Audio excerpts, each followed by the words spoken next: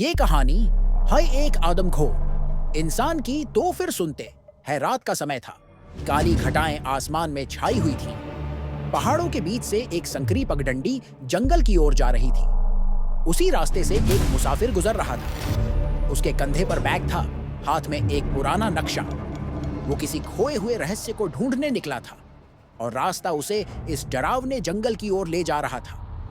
जब वह एक छोटे गांव के पास से गुजरा तो कुछ ग्रामीणों ने उसे रोका। मत जा उस जंगल की तरफ, एक बूढ़े आदमी ने कहा। वहां एक भयानक साया रहता है, आदमखोर। जो भी गया कभी लौटकर नहीं आया। मुसाफिर हंसा। मैं किसी झूठी कहानी से डरने वाला नहीं।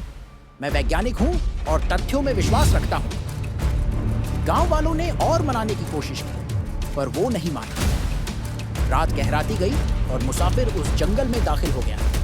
जैसे जैसे वो आगे बढ़ा, माहौल बदलने लगा। पहला पेड़ जला हुआ था, दूसरे पर खून के धब्बे थे। पत्थरों पर किसी का चेहरा उकेरा हुआ था, जैसे आग में झुलस चुका हो। पंछियों की आवाजें बंद थीं। चारों ओर बस सन्नाटा था। कुछ दूर जाने के बाद झाड़ियों से घंटी की हल्की आवाज आई। मुसाफिर ठिठक गया। किसी की आंखें झाड़ियों से उसे घूर रही थीं। धीरे धीरे एक लंबा अजीब इंसान सामने आया। उसकी आंखों में लाल रोशनी थी, चेहरे पर दरिंदगी। मुसाफिर डर गया। तुम कौन हो? वो साया आगे बढ़ा। तू नहीं पहला है जो आया, लेकिन शायद तू पहला है जो मुझे पहचान सका।